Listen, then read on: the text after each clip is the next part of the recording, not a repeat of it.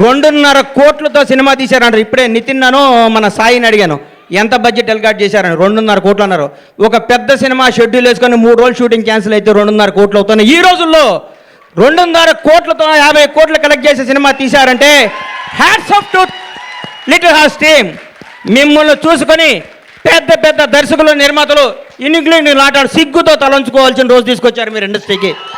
నిజంగా ఇక సినిమా చూడండి, చిన్న సినిమా చూడండి, పెద్ద హీరో 500 కోట్ల బడ్జెట్ ఉంటుంది తీస్తారన్న రోజుల్లో 2.5 కోట్లతో యావత్ తెలుగు ఇండస్ట్రీ, తెలుగు సినిమా, తెలుగు ప్రజలందరినీ థియేటర్కి పరిగెత్తించారు.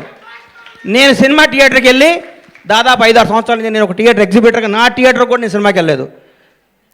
ఈ మధ్య నాకు ఫస్ట్ డే సినిమా చూడాలనిపించింది, మిరాయి సినిమా. ఆ రోజు వెళ్ళాను. ఈ సినిమాను లవ్ చేశాను. ఇవాళే ఈ సినిమాకి ఫంక్షన్ రావాలని ఫిక్స్ అయ్యి వంశీని అడిగాను, వంశీ కొద్దిగా టికెట్ చెప్పా సినిమాకి వెళ్తానని. మా థియేటర్లో ఆడుతుంది, నాకు కుదరలేదమ్మా, క్షమించు. సినిమా చూస్తే దీని అమ్మ ఇది కదా సినిమా అంటే, ఇట్లా ఉండాలి కదా సినిమా అంటే. ఇది వాస్తవం, సినిమా కాదు. మా నాన్నకి నాకు జరిగిన స్టోరీ ఇదంతా. మా నాన్నకి ఇటు చెప్పిన కంటే ఎక్కువ అబద్ధాలు చెప్పేవాడిని, నేను అన్ని అబద్ధాలు చెప్పేవాడిని. షాద్ నగర్లో ట్రైన్ ఎక్కి, కాచిగూడలో ట్రైన్ దిగి, దీపక్ థియేటర్లో సినిమా చూసి, మళ్ళీ ట్రైన్ ఎక్కి షాద్నగర్ పోయి స్కూల్కి వెళ్ళి వచ్చాను అబద్ధం చెప్పేవాడిని.